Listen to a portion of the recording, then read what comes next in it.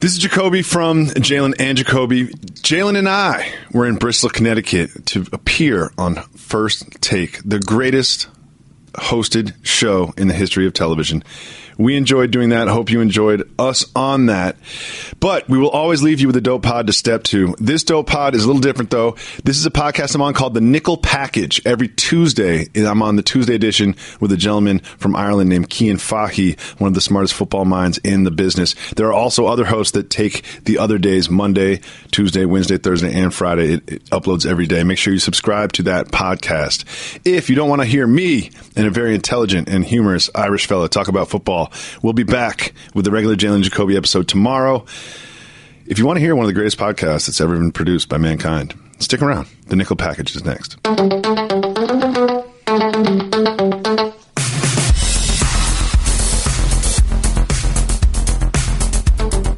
Welcome to the Tuesday edition of the Nickel Package podcast. I'm David Jacoby with Cian Fahey. Hello, Cian. Hello. Monday Night Football wasn't that good. Down. Let's be honest. I'm very down. Oh, what happened?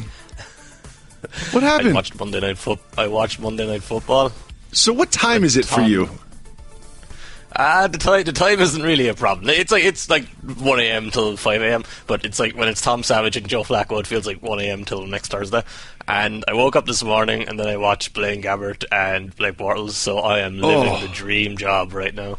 Oh, but also, God. I don't want to talk about Monday Night Football. I have something else I want to talk about, and I'm not letting you get away with it. Because I saw this yesterday, and I did not know what to make of it. Actually, I think you might have deleted it. I've got the bone to pick with you thing going on, and I can feel the smirk from 6,000 miles away. So I will sit back and just let this wash over me. Somebody tells me it's not going to be a compliment. It's only 2 words, and you'll have to explain it. Okay. Floribama Shore. Let's hear it. What is it? Oh, yeah, Floribama Shore. It sounds awful. Well, first of all, Jersey Shore, I'm not sure if you're familiar, is one of the greatest artistic endeavors of our species. And for like 2 years, it was the most important piece of pop culture to the point where like everybody in the world was speaking like them and using their language and looking like them. And it was just like such a phenomenon that it was everybody. I don't even know why I'm explaining it because everybody listening to this is very familiar with it. So they tried to reinvent it with a new crop of people. And I'm older now and I've got children and I've got a job and I've got gray hair and like a belly, and I'm not supposed to be into these things, but they keep pulling me back in. I try to get out, and I watched all 2 hours of the premiere last night after Monday Night Football ended. My wife is asleep. I should be asleep. I'm never up until midnight, and yet there I am, just watching Nilsa and Jeremiah and Gus and Courtney, drunk Courtney. Whew, Courtney does not like peeing in toilets, man. Courtney will just pee everywhere she can except for a toilet. That's what I watched. Like every one of those shows has a drunk Courtney, and it's always you need that. I think this Courtney's with a K and an I at the end, which is very Floribama. Also, I'm very proud of you. You didn't even go with the "my wife made me watch it." She was asleep. She was like, she fell asleep halfway through it. Like, what is this trash? I would rather be unconscious than be subjected to this. And I was like, cool, just go to sleep so I can enjoy this in peace without the judgment eyes on me. It was probably more athletic than Tom Savage and Joe Flacco.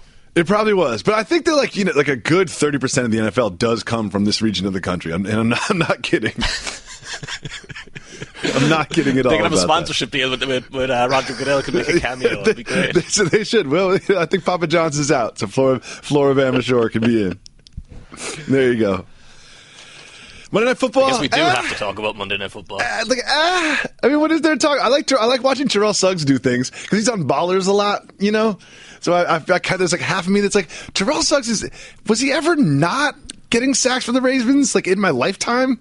Like since the Ravens have been the Ravens, I think he's been on the Ravens. Am I wrong?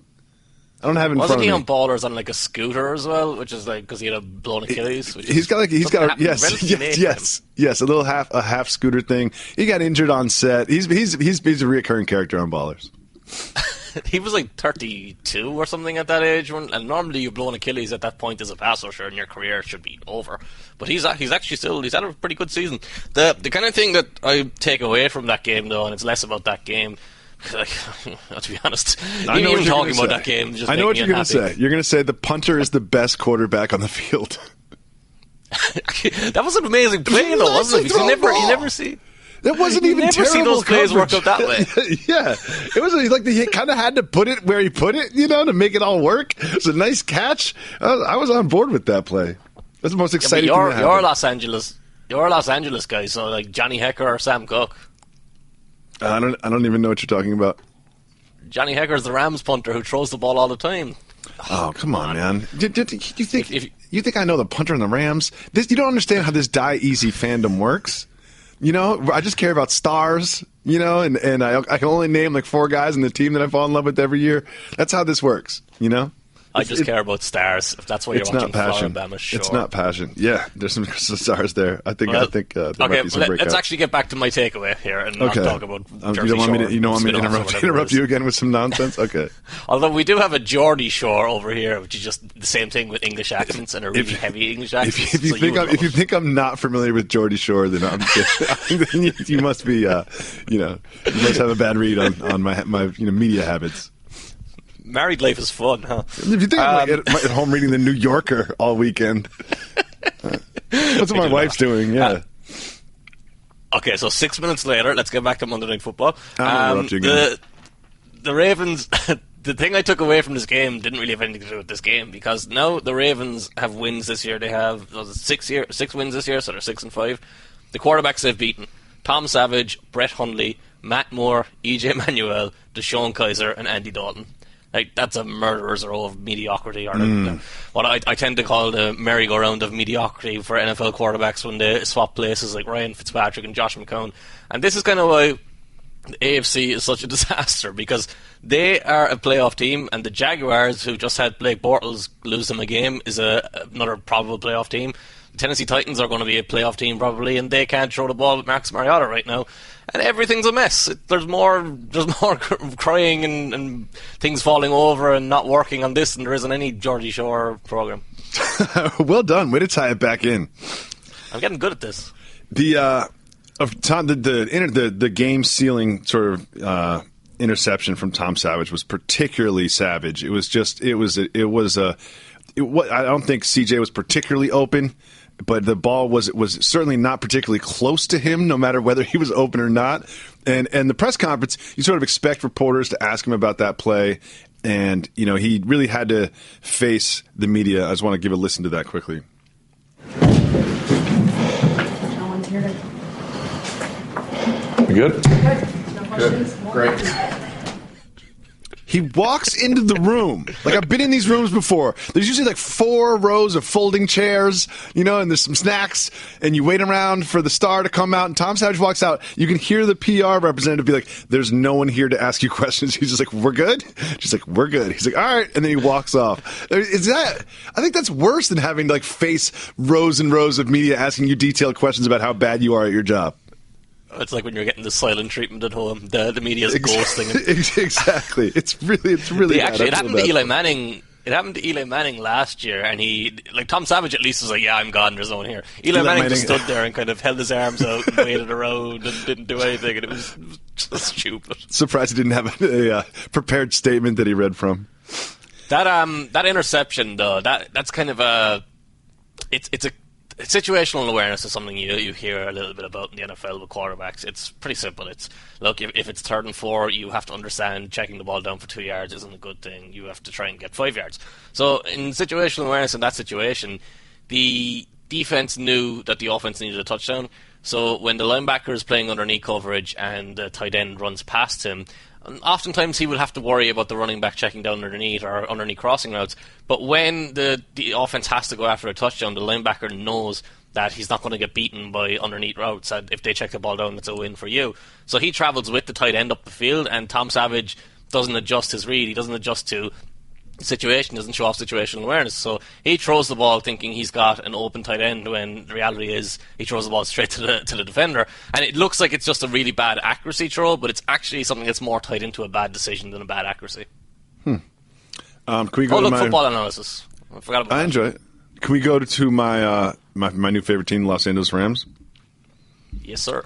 They beat the Saints this weekend, and I walked away from that. My biggest takeaway from the game was Alvin Kamara is all of a sudden the greatest runner. Like Adam Thielen is the best wide receiver in the league according to you. I think according to me, Kamara is the best running back in the league. He's having such a weird season because he wasn't really having a huge impact early in the year. He was being productive, but he wasn't making the plays even making sense. That touchdown run he had against the Rams was beautifully blocked and beautifully executed, and he obviously did really well to run away from the defence, and he made the right decisions, made quick cuts, and got out into the open field. But it's less about the running with him. Like he's a very good runner, but when he's on these screen plays, when he's throwing the ball in space, he is phenomenal at just making guys miss, and he's doing basically what Kareem Hunt did for the Chiefs earlier this season, where he's making plays that aren't executed well around him still be productive. Like he's turning gains that should be 2 and 3 yards into 6 and 7. He's turning gains that should be 5 and 6 into 20 and 25. He's very hard to cover when he's in space in terms of if he's running a route or if he has the ball. And he's so strong that even when you get onto his legs or even when you wrap his legs, he still might kick out and keep going. And you saw that over and over again with the Rams, because the Rams are generally bad tacklers. They're generally bad run defense as well. But teams, they can kind of get teams out of their game plans, out of their blueprint, and make them throw the ball and kind of play off script a little bit, and that helps the run defense. But if you commit to running the ball against the Rams, you will generally have a lot of success.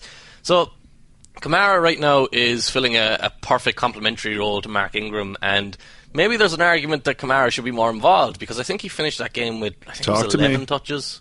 But I think he finished that game with 11 touches in total. And the final one was on that final drive when he ran in a touchdown from a check down, basically. So I think Sean Payton needs to take a little bit of criticism here. He needs to get Kamara more involved. He needs to not kick a field goal in the fourth quarter when he needs 2 scores. So he comes back and has to, even when they get to stop, he has to score 2 scores again. So the Saints are still a very good team. They're still set up. They've still got a lot of talent, but there's a little bit of things to figure out, a little bit of kinks to work through. Well, I mean, they were on, an 8-game winning streak, so I can understand why there hasn't been too much criticism coming his direction yet, especially with the use of, the running back balance. But I think after this game, you are right that I would be surprised if I don't see more Kamara moving forward. It was a weird game, too, though, because Drew Brees kept trying to throw it away. He threw about, I think, 4 or 5 interceptable passes, and only 1 was caught, I think. And it's for the Saints, it's such a weird place for us to be in with the Saints. They've got a great running game and a decent defense. Over the last 5 years, they've had none of that, and it's been all on Brees' shoulders.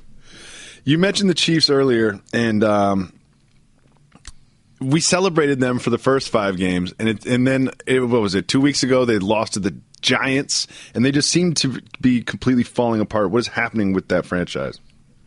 We're starting to sound like a professional podcast. It's like linking back to things and mentioning one and then moving on. We talked about Geordie Shore and Florida Bama to lead the whole thing for 7 minutes. So please, and also I'm completely unprepared. So don't worry about us even having any danger of sounding like a professional podcast.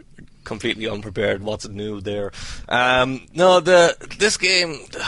The Chiefs in general are kind of frustrating and confusing a little bit right now. If you just turn on that game and turn on the condensed view or whatever, or pick the specific offensive plays, on the first 2 drives, it's all straight dropbacks. It's all run from under center. The quarterback drops back without a screen pass or without a play action, without any misdirection. And that's not what the Chiefs offense is, and that's not what the Chiefs offense has ever done in terms of their identity. So you got to the end of the 3rd drive in that game, and they did a misdirection on 2nd down. I think it got gained 3 or 4 yards. It wasn't anything spectacular. And then they tried to throw a screen on 3rd down, and there was a miscommunication. Tyreek Hill motioned from the right side to the left. Albert Wilson was wide to the left, and he was looking at the quarterback all along. I'm pretty sure once Tyreek Hill motioned across, Wilson was supposed to understand that he became a blocker and Hill became the screen receiver, and there was that miscommunication there where Wilson and Hill both went for the ball, and that led to an incompletion, and that led to the first 3 drives of the game them not moving the ball at all. So you're kind of confused by what Andy Reid's doing right now, because he has understood previously, early in the year, that he has to rely on these misdirection plays. And obviously, the more tape the defenses have, the better equipped they are to stop these misdirection plays. Also, all the other teams in the NFL stole those plays from the first 3 games. And so now it's just kind of it's like a cancer that's spread throughout the league, these misdirection plays that Andy Reid worked on all summer. But continue. It's what the NFL specializes in.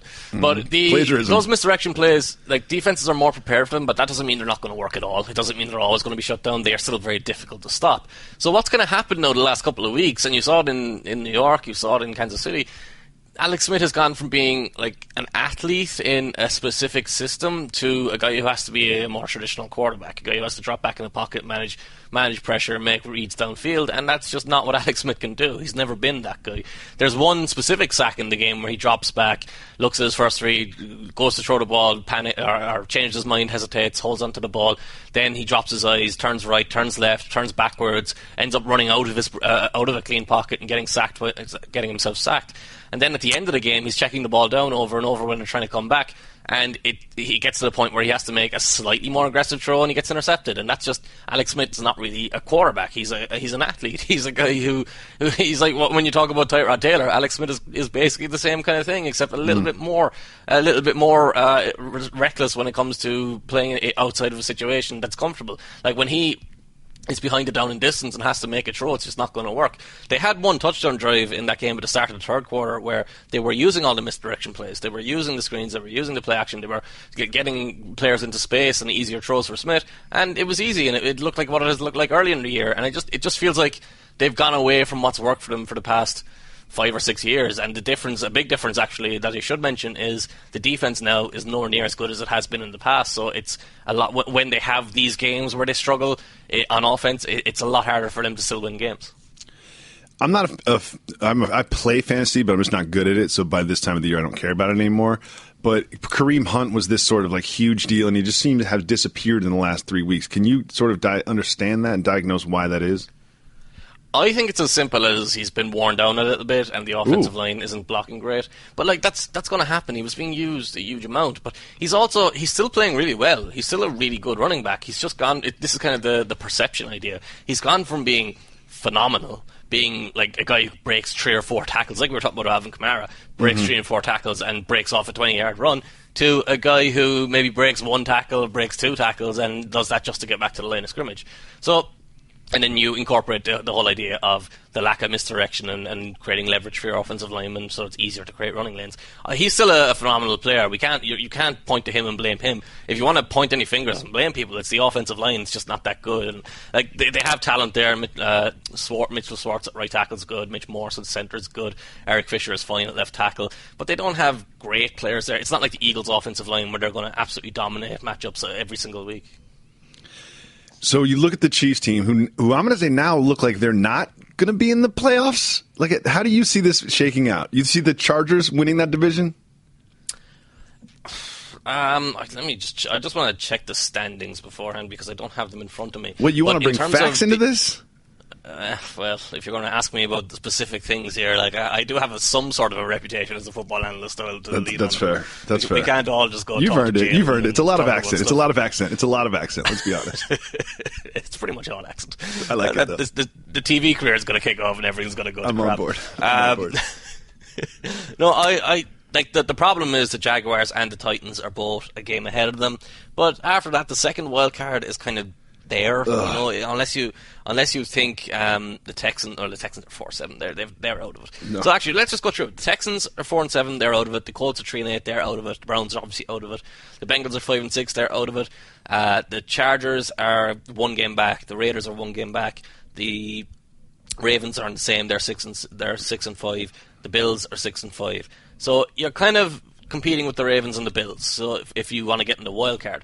I think the Chiefs. I haven't looked at their schedule that much. The Raiders as well. Yeah. So there's 4 other teams, but I think the Raiders are on a downward trajectory. Well, I think the same thing about the Bills. So I think. So if you've got those 4 teams, and we already talked about the Ravens, I think the Chiefs would still expect to finish with a better record than them. So I think they'll be in the wild card spot at worst. But the division right now, that's kind of where the key is. I think the Chargers, we said this, remember when the Chargers were 0-4, I said, if you asked me to pick an AFC team outsider or whatever, and I said I wanted to pick the Chargers, but I thought their season was done. Because at 0-4, you're not supposed to be able to come back. But now, like, they're in position right now where they're 1 game back, they've still got to play the Chiefs, and I would pick the Chargers to win that game. So they should theoretically be in control of the AFC West. What's been the key to the way that the Chargers have turned around? Well, defensively, you kind of have to. It's weird for a Philip Rivers team, but you've kind of got to start defensively because Bosa and Ingram are just destroying everything. I like Bosa. He's a monster, and I actually like. That's a guy who I was kind of wrong about coming out because I liked him as a player. I thought he was a good player. I did not think he'd be a guy who's destroying plays every single week. He was really agile, technically good, obviously, because he was at Ohio State where they get good coaching, and he was touted as being a technically good pass rusher.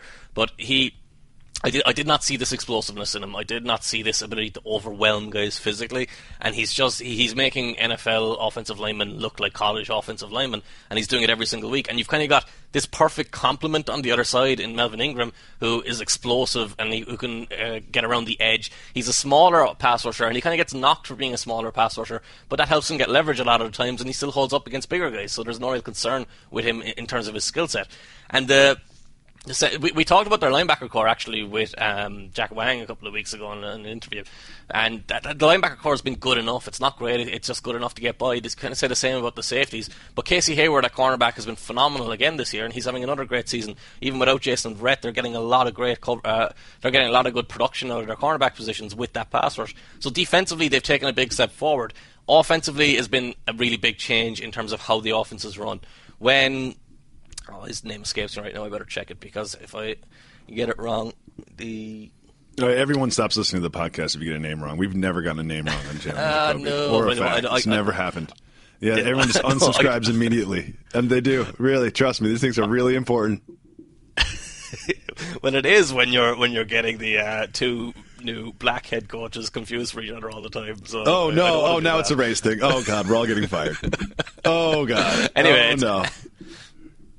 The change on offense has been that Anthony Lynn was kind of pushing his philosophy on the offense a little bit early in the year. Anthony Lynn was the Buffalo Bills offensive coordinator last year with Tyrod Taylor and LaShawn McCoy. He wanted his quarterback under center. He wanted to run diverse play calls on running the ball. He wanted to have Melvin Gordon kind of be the focal point. And Philip Rivers couldn't really do that because Philip Rivers would need to then push the ball downfield, and that's not really who Philip Rivers is at this stage of his career. His arm is actually the second game of the year against the Chiefs. His arm looked like it was completely done. He was missing throws in that game, and it wasn't just that he was missing throws. He was missing them from completely clean pockets to wide open receivers. There was one play in that game where Keenan Allen, I think it was, ran a 12-yard out route from the near hash. So that's like a routine throw for Philip Rivers. And the ball sailed maybe 3 or 4 yards over Keenan Allen's head. And he did that a couple of times. It wasn't just a once-off. So Rivers has shown a little bit more velocity in his passes. Against the Cowboys on last Thursday on Thanksgiving, he was throwing very accurately. He had 2 passes up the seam.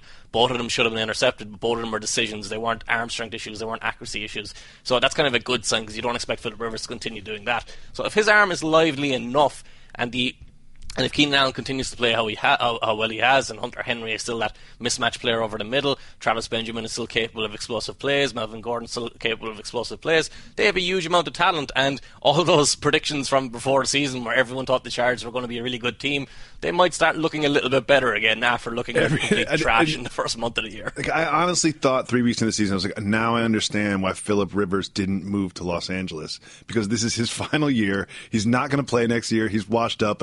I totally get it. This all makes sense now. And I'm like, I could see them winning in the playoffs. I could see them getting, even winning the division and then, winning another game. And all of a sudden we're all talking about the Chargers. They've pulled it together at the end of the year, and that's a storyline. But another AFC playoff team, which I'm, Wait. Hold on. Before we go to another AFC playoff team, what happens now if the Chargers are better than the Rams for you? I'll just flip. That's an easy switch. But they're in different conferences, so I feel like I can root for them both. One thing about Los Angeles is no one cares. Whatever's hot, you just go with. That's how being a Los Angeles sports fan works. Not a true Los Angelino. If you're a native Los Angelino, then you actually love the teams and you have that. But if you're a transplant that moved here, whatever's working. Whatever you see more of around the streets, you jump on that. David Jacoby bringing you the worst of sports fandom for 20 years or whatever. Oh, yeah. I really just started changing this way about a decade ago. But the other AFC playoff team that I want to talk to, the final team I want to talk about in the rest of this AFC playoff mess is the Tennessee Titans. They're a playoff team now. What is happening? They won this game against the Colts, and no one felt good about them winning this game. Oh, Jacoby. Oh. I was confused. He's been so bad, I've completely forgotten about Jacoby Brissett. Opposed to calling him an MVP. I think you just say yourself, Jacoby, so much for other reasons that you forgot that there was a quarterback named Jacoby. Just used to complaining about Jacoby. I understand. No, but we talked about it before the season as well. The scheme there, it just doesn't work for that quarterback, and now the quarterback himself is starting to implode a little bit and make mistakes he previously didn't make, and the whole comfort of the whole offense doesn't work. Derrick Henry, like the Colts were winning that game comfortably late in the third quarter, and then they tried to toss the ball to Marlon Mack, I think is the running back's name, and Mack fumbled it, and the Titans got the ball back at the 2-yard line, so they scored a touchdown from there. Mariota hit Delaney Walker in the far corner, I think it was, and that brought the game back into a contest. And then Derrick Henry is, you probably remember, if you're listening to the pod, you probably know Derrick Henry more as an Alabama player than a Tennessee Titans player, because he's barely played to this point. And Derrick Henry for Alabama was this guy who just he got a lot of wide open running lanes, that whole Trent Richardson thing, and that just idea run that, people over and all these highlights, and you're looking at him like, oh, he's the next great NFL running back. Yeah, but he stood out because he could run people over. Like, the question marks on him were, how disciplined as a runner is he? How is he going to do when he doesn't have those wide open running lanes? And that hasn't really been the question mark. The problem with Henry has been, he likes to run sideways. He likes to look for the sideline. He wants to try and he thinks he's Chris Johnson, and he's not Chris Johnson. He thinks he can outrun the edge every single time. But in this game he could, because the Colts have very slow linebackers and a very slow defense overall. But before that point, late in the fourth quarter, like, Henry ran the ball down a couple of times in a couple of different plays, and then DeMarco Murray ran the ball in for a touchdown, and that basically ended the game, a game that the Colts should have easily won. And Chuck Pagano's press conference yesterday, when he was singing about Groundhog Day, that's the most bizarre thing I've ever seen. Also the most beautiful thing I've ever seen. For it to really be Groundhog Day, Jacoby Brissett would have to throw an interception at the end of the game, which I'm very disappointed that he didn't do. But continue. But anyway, the Titans, like, they won the game, but it was one of those games where they won the game and that's the only positive you can point to. So it's still very much, this is the AFC, man. We spent way too much time talking about the AFC, and the Titans are probably going to be a playoff team, and they've got a quarterback who's capable of lighting anyone up, but the team as a whole right now is just a bit of a mess. Who are we talking to this week? We're talking to Joel Anderson of ESPN. He wrote an extensive piece on Earl Thomas and Earl Thomas's background and where he came from in Orange, Texas. Exciting. We'll listen to that right after this. Computer, execute 12.4p operation. Optimizing algorithm. Running encryption packet alpha. Night. Oh, I don't feel so good. What is it, computer? Is it hot in here? It feels hot in here. I feel a little clammy. I should lie down or something. A computer with a virus? Surprising. What's not surprising? How much you could save by switching to Geico. Those oysters Rockefeller were a mistake. Geico. 15 minutes could save you 15% or more. One of the big challenges when you start a new podcast is finding guests and finding quality guests. And starting this podcast, I had 14 names down, and this is podcast number 15, so now we're stuck with Joel Anderson of ESPN. So, Joel, how are you doing today? I'm great. I'm glad I could be number 15. Thanks for having me on. I thought it was a perfect introduction, but we'll move on. I had you on this week because one of the things with the NFL, and it's being emphasized more now than ever because of the NBA, is that we don't really know these guys. We know some of the quarterbacks. We know we don't even recognize. Like, the Undefeated right now is running a series where they get their writers and they put up pictures of players on their favorite team and see if they can name them, and they don't. They pretty much always fail. And it's one of the quietest guys in the league is Earl Thomas, and you wrote a piece about Earl Thomas last week. So I want to ask you how you wound up writing about Earl and how you wound up thinking that this was a piece worth doing. Yeah, well, so the way that this started is that this was an idea that was almost pitched at me when I was interviewing for the job to work at ESPN. Me and the editor, Dave Wilson, were both Texas guys, and we both knew that Earl Thomas is from an area that had been, devastated by Hurricane Harvey. And we said, well, you know what, we really would like to get at, like, his connection to his hometown, because we heard that he was doing some great work down there. And as we looked into it and we did a little bit more, research on Orange and all that, all this other stuff comes up. Now, it's not a huge surprise. I'm from Texas, and I'm from that Southeast Texas, not Orange, Texas, but Houston, which is close enough, though. You get an idea about the lay of the land. And so we were just like, well, man, there's this, great story about Earl Thomas and saving a town that, you kind of got to wonder, like, what keeps him connected to a place that's like this. And as we talked, I talked to his family, spent a lot of time with his parents, spent a lot of time with other family members and old friends and classmates and teachers.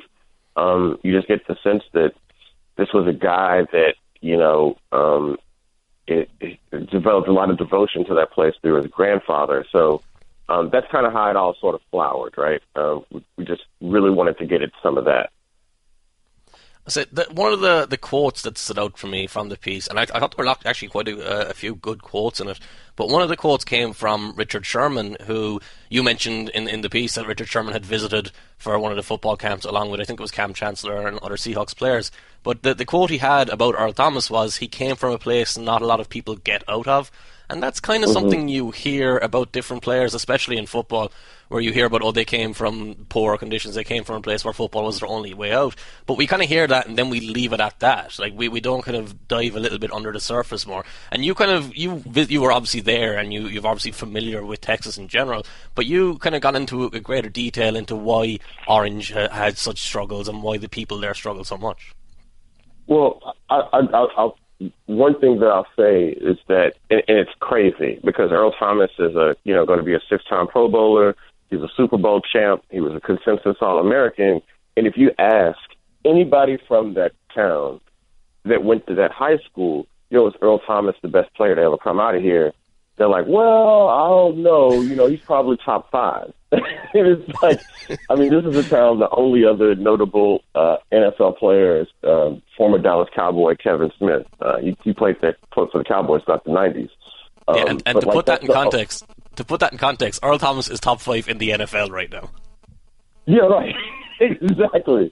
And they're like, well, I don't know. I have to think about it. And so what sort of makes it difficult is that, it's tremendously poor. Like, it's even, at least amongst the people in the black community in Orange, Texas.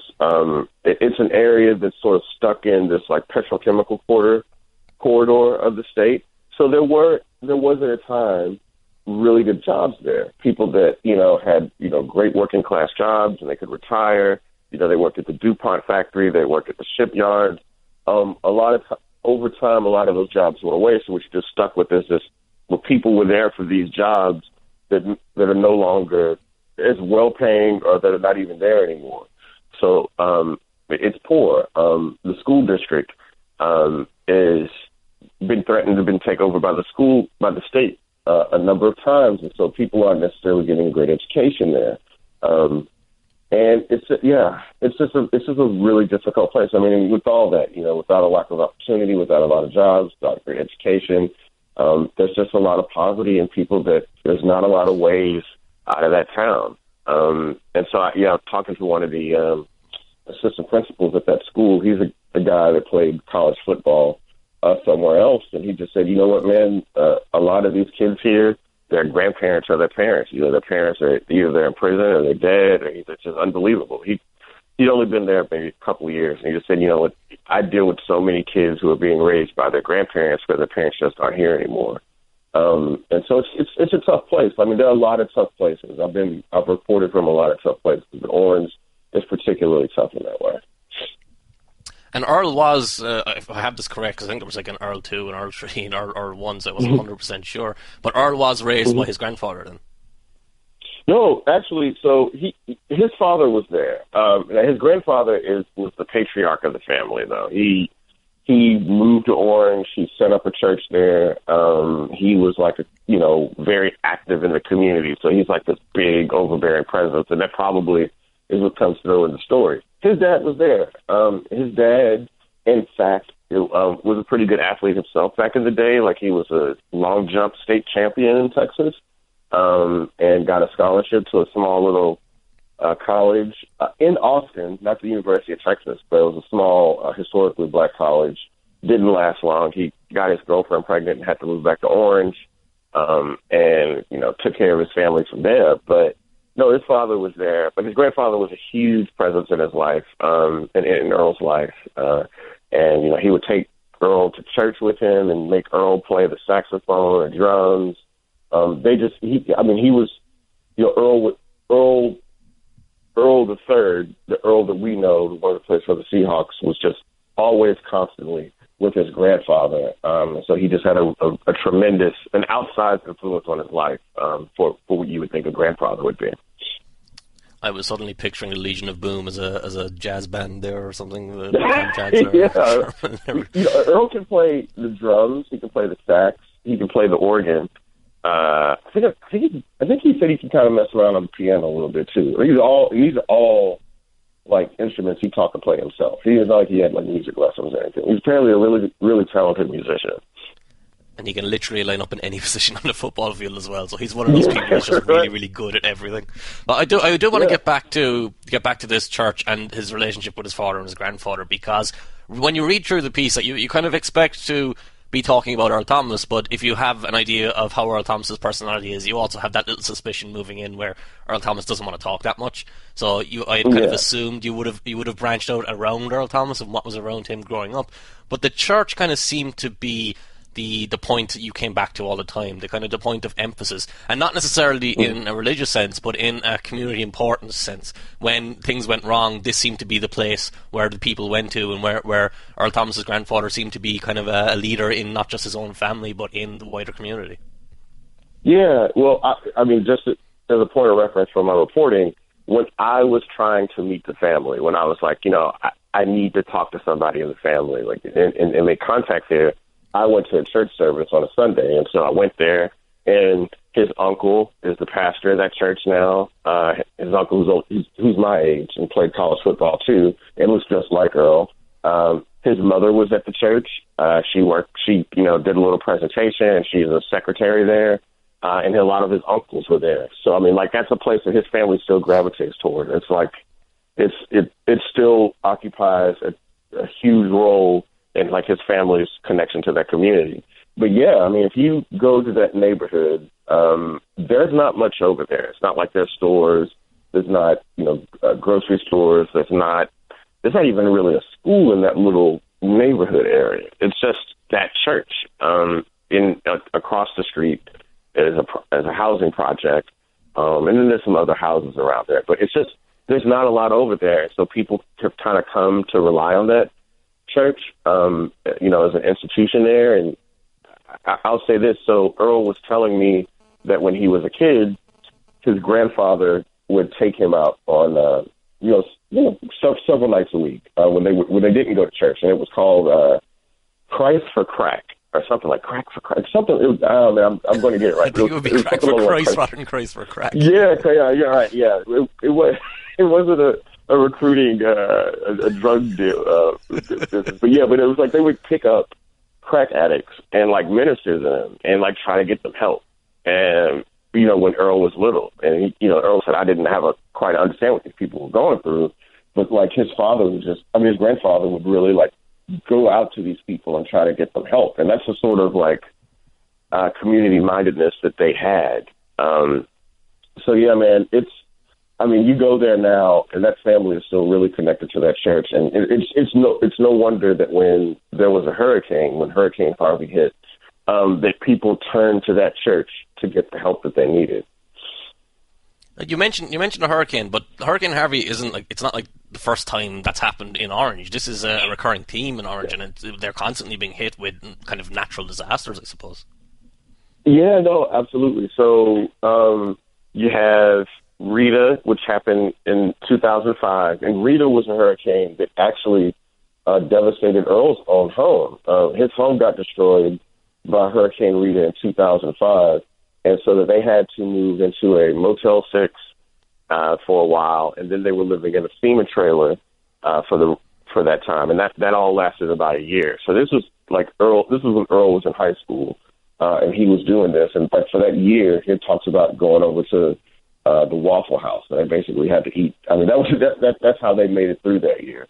And then they had Hurricane Ike, which I think was in 2008, and then of course Hurricane Harvey.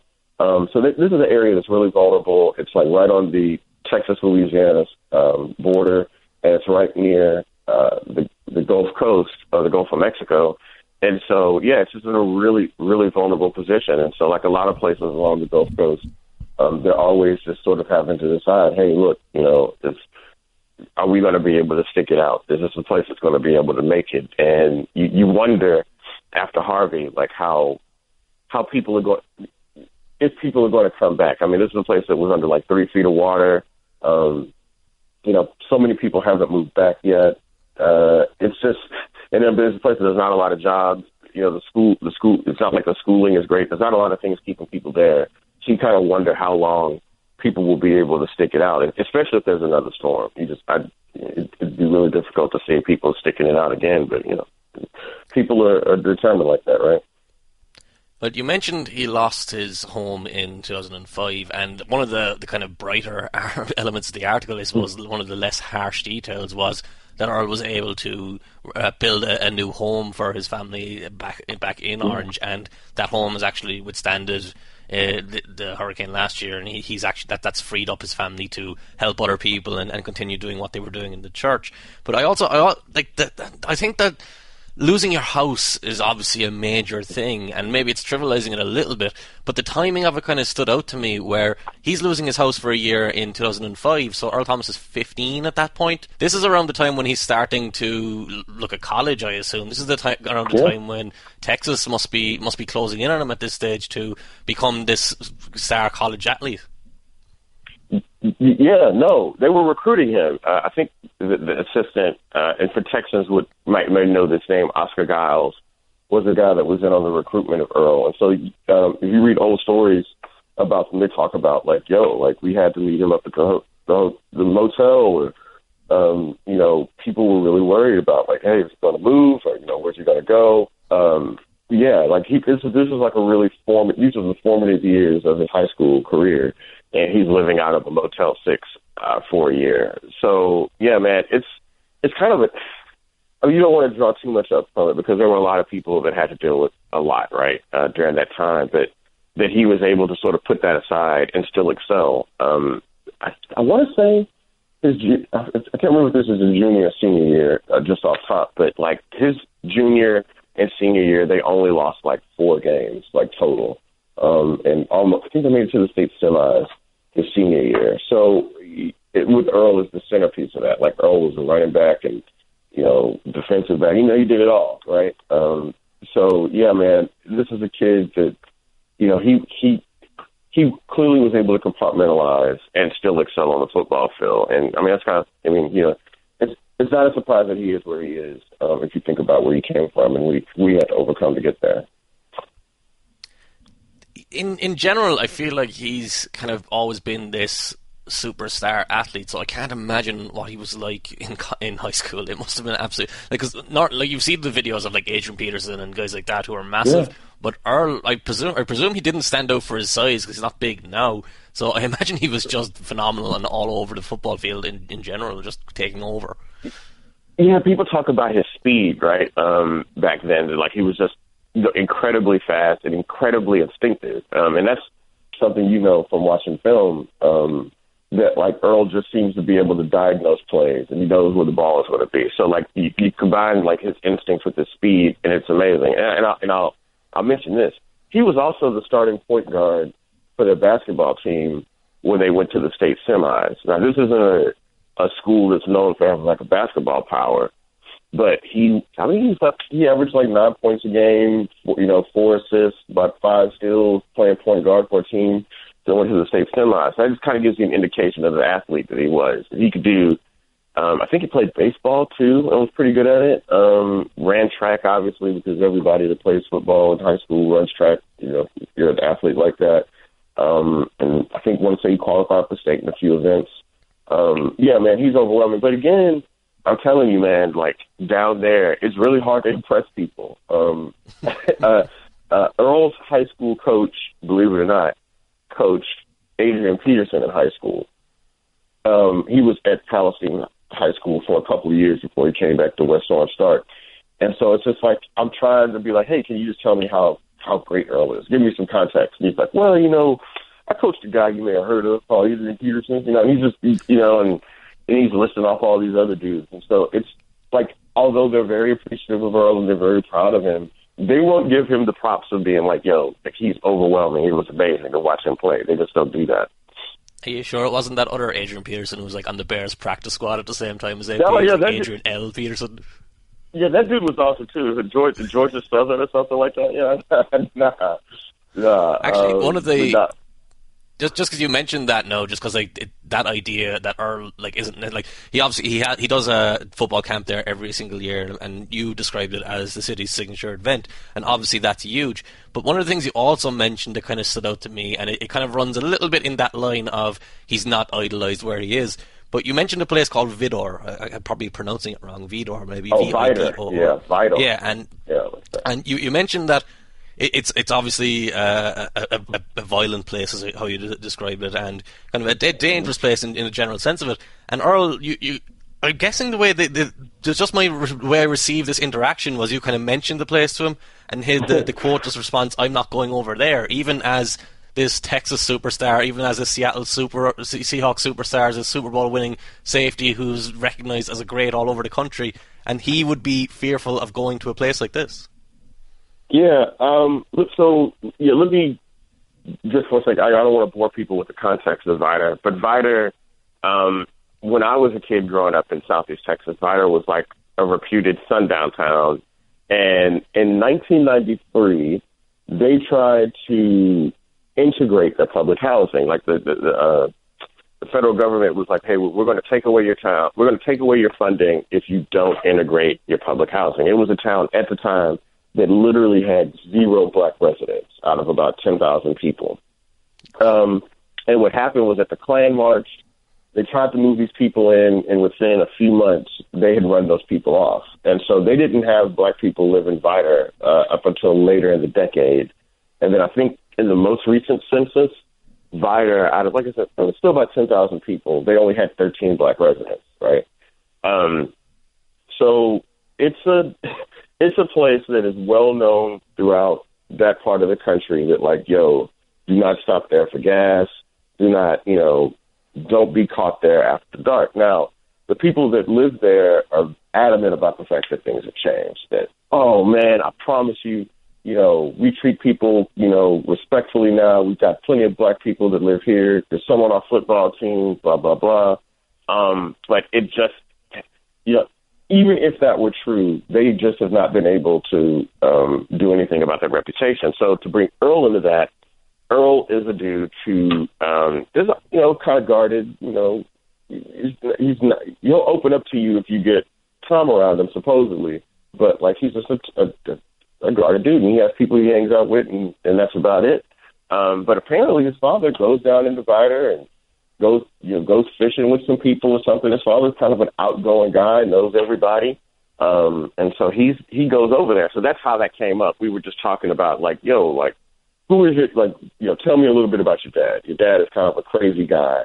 He's really outgoing. He's a personality. And so we were talking about his dad. He's like, yeah, man, my dad, you were going to Vidor. And I was like, really? And I was like, yeah. And I was like, so have you ever gone over there? He's like, man, I'm not going over there. And so that's kind of how that happened. I thought there wasn't a huge amount of Earl's quotes in it, but it in kind of the description I have of him, or the perception I have of him, the words he did use were kind of were pointed and kind of significant.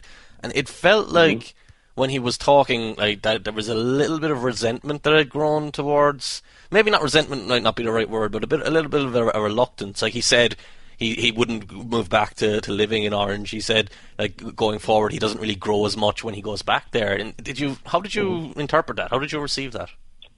Man, it was really tough, Ken, because Earl was literally my last in-person interview for the story. So you have, like, you talk to his family, who's obviously happy down there. They're celebrities down there, man. They get taken care of. They go into restaurants, people recognize them. His jersey is on, hanging up in restaurants there. They're fairly well taken care of. And so I'm going up there thinking that I'm going to talk to Earl about, I'm like got this dedication to my hometown, and, that's why I'm helping get out there in Harvey, and that's why I do this football camp there, and this is why, when our high school football team goes to the state championship game, I'm buying buses for townsfolk to go to the game. And then I get there and he's just like, yeah, man, I'm just not as interested in hanging out there as much as I used to be. I don't grow as much when I'm there. And I'm like, oh, man, this kind of changes some things. And it's not like, we were on the record. So it kind of, it was surprising to me that he was open about that. And I'll, something, nobody would be able to know because it's not like, I wrote about it. But, since that story has been published, his family's been really hurt by that. His family is very, I don't know if they didn't know or if this is something they just not discussed, but they're not happy with the way that the town was depicted in the story. Also, they're hurt by the idea that Earl would say, I'm not coming back there to live, full time. So obviously, this is something that is recent. His brother was living with him in Seattle up until this past year, and then his brother moved back down to Orange to be a receivers coach at that local high school. And so you're thinking, okay, it's kind of moving along. Like everybody's moving back down towards Orange, and when Earl is done with his football career, he's going to come down there. And Earl was like, nah. Yeah, he's like, it's so random. He was like, yeah, man, I got my daughters. I want to live someplace where there's not racism, where there's diversity, where there's good schooling. And he was like, yeah, I like Seattle. And he's like, and then he said, yeah, I also like Scottsdale, Arizona. Scottsdale's nice. And I was like, okay, that's really random. But anyway, so yeah, man, that's it's something that he's still clearly grappling with. And it'll be interesting to see what happens, That actually, that quote you mentioned when he talked about his daughters and he wanted them to live somewhere where there was no racism, it kind of, I don't know, it turned to me, it kind of like he had this idea of a place where racism didn't exist, and it just seemed a little, I don't know, is innocent the right word? Is ignorant maybe the right word? It felt like a little, he was searching for a euphoria idea that kind of didn't really sound true, maybe.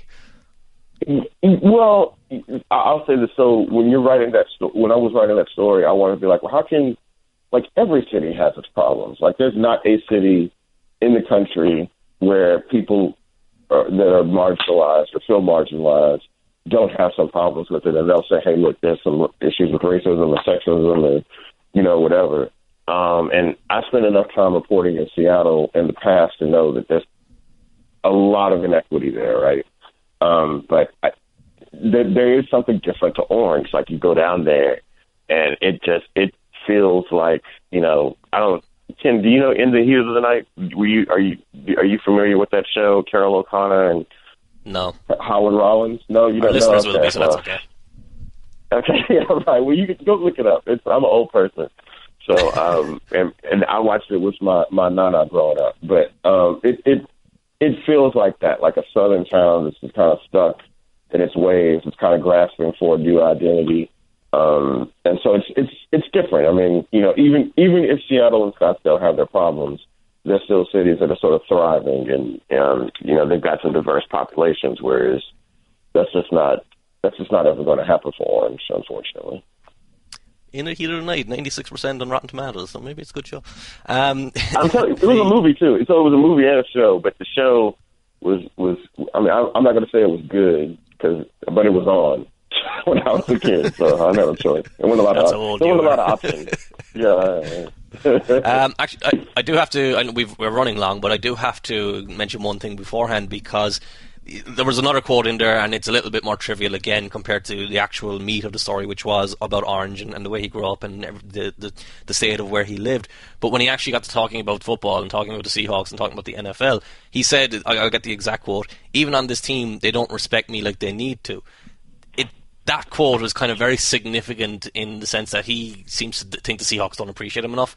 And coming with last year, when he got injured last year, he was very serious about retirement, apparently, and he talked about retirement. And I've kind of wondered all this season, while Earl Thomas has been healthy, everyone around him getting injured, and the Seahawks window kind of looking like it might be closing, that it wouldn't surprise me if after the season he just turned up and said, I'm retiring. Now, I don't want to force you into speculating on something you don't feel comfortable speculating on, but it's something I have to ask you about.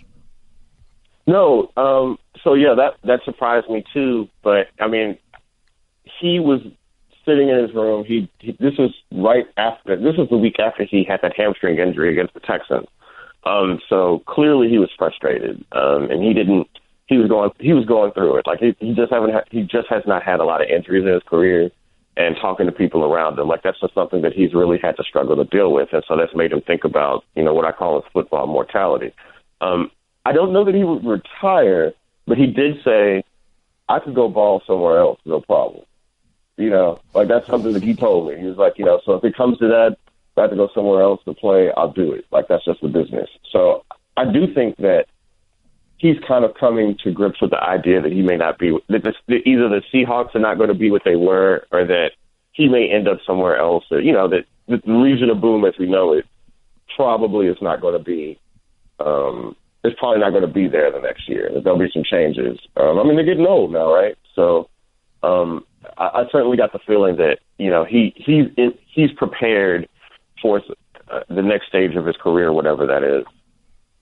That's the quote that's going to tell me if the aggregators listen to this podcast or not, because Earl Thomas, I could certainly ball somewhere else from Joel Anderson. That's the one that's going to get. That's the one that's going to have the Seahawks fans angry at you. Oh man, well, you know what?